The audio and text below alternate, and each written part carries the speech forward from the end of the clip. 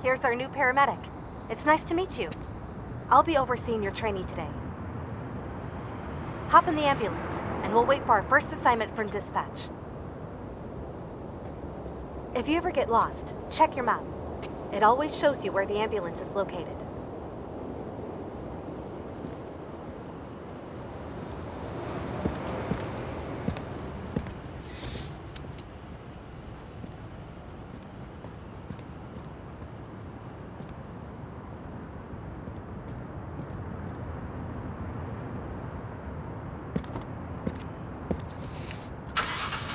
Calling ambulance 152. You are needed at the scene of an accident. One person collapsed in a parking lot in downtown Pelican and is in need of assistance. Over. 152, roger. Heading out. Okay, we have received our first call-out. Don't worry, I will assist you every step of the way. You can check out the full version of the map if you want to see our complete route.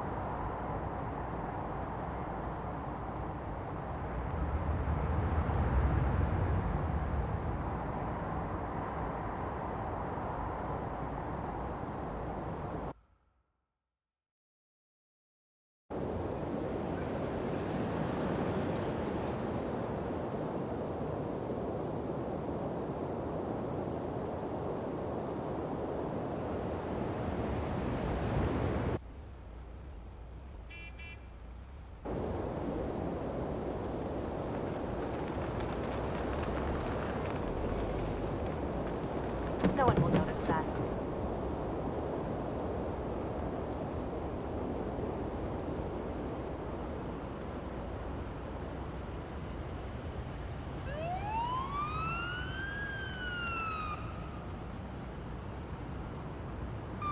Drive swiftly and safely to the location marked on your map. Use the siren as needed.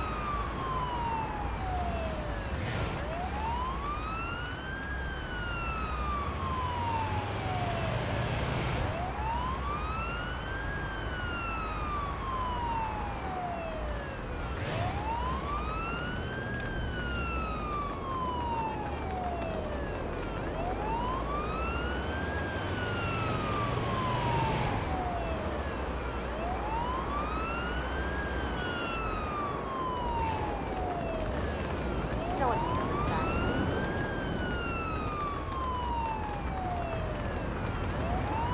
We've arrived. Let's assess the situation.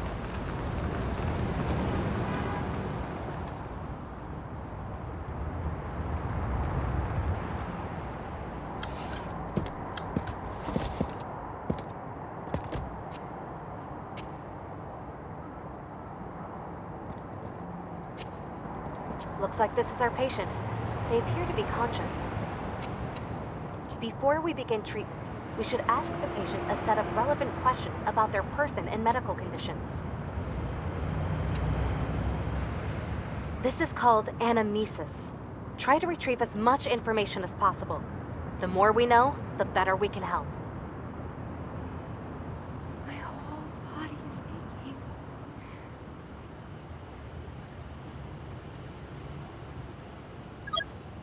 I suddenly heard this ringing noise in my ears and felt dizzy. I sat down and called for help. I suddenly heard this ringing noise in my ears and felt dizzy. I sat down and called for help. Take a moment to further inspect the patient. You might find some more evidence while inspecting different body parts.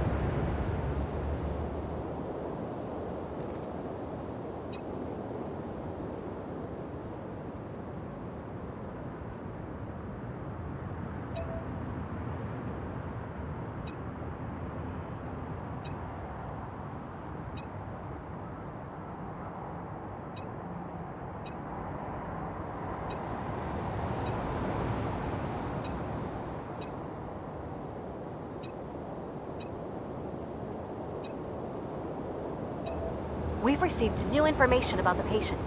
I already made a note inside the patient protocol. This is where we collect all relevant information about the patient and mark down newly discovered pieces of evidence. Take a look at it now.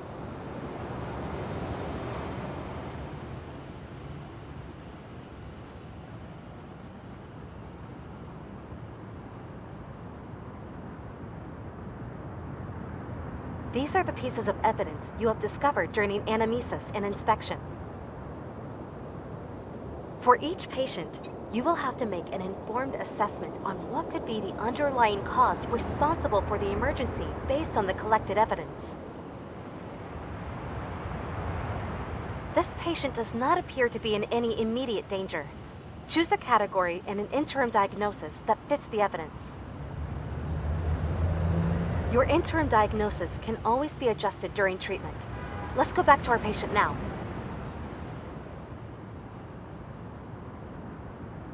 Good. Let's put the patient on the stretcher and continue treatment inside the ambulance.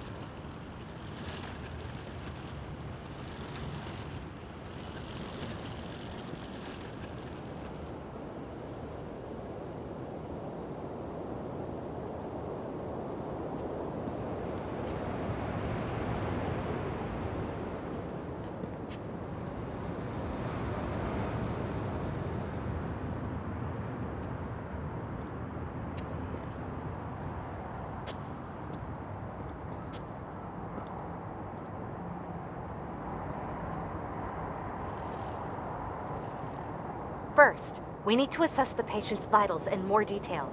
This can only be done inside the ambulance.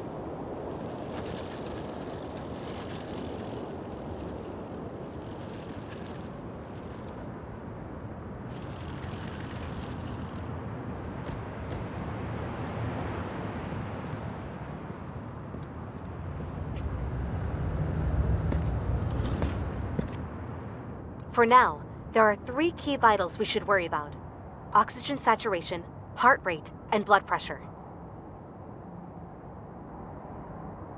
To measure both oxygen saturation and heart rate, attach the oximeter's clip on the patient's finger. Diagnostic tools will then provide you with live readouts of the patient's vitals.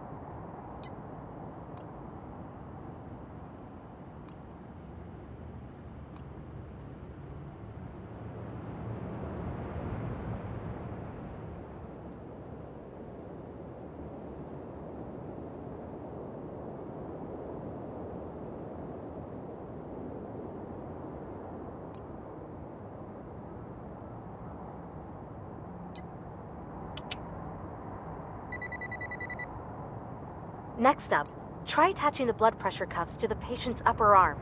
It will provide you with information about the patient's blood pressure.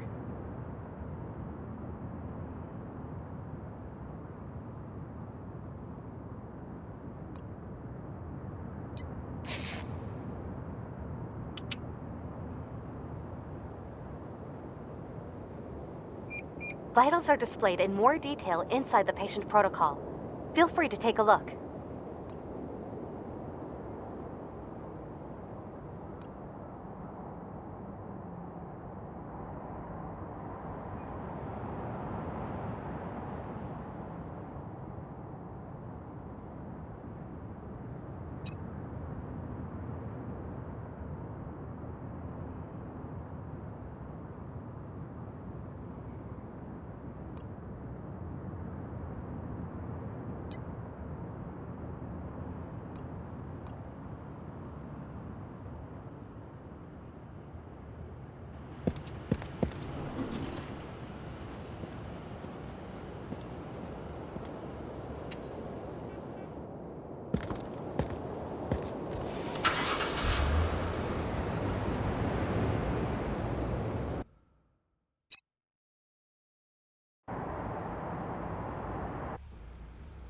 All vitals seem to be within their normal range, but this patient is clearly unwell.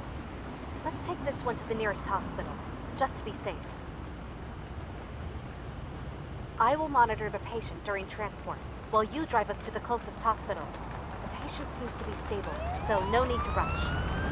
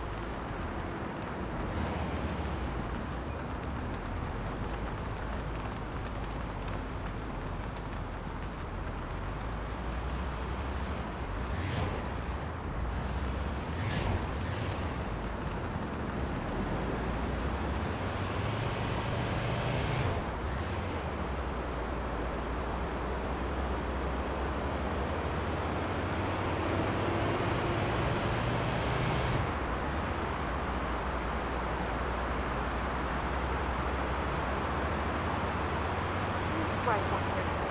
Think of our patient.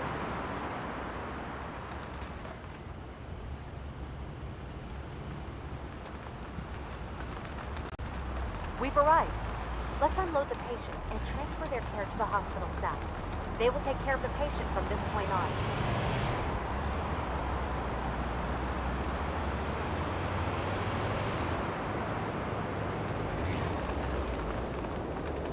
Please drive more carefully. Think of our patient.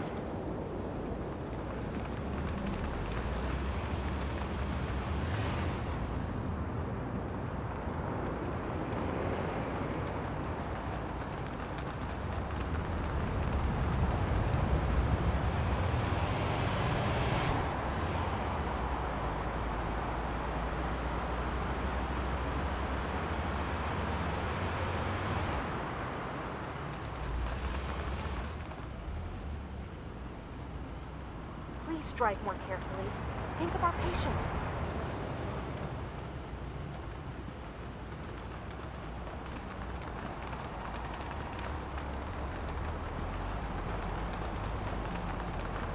Please drive more carefully.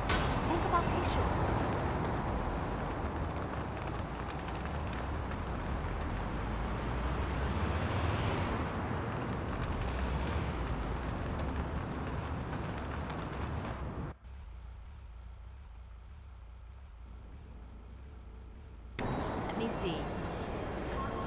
take over from here. Nice job. This concludes our first call out together. If you need a reminder on anything, you can always check your handbook. All relevant information can be found there.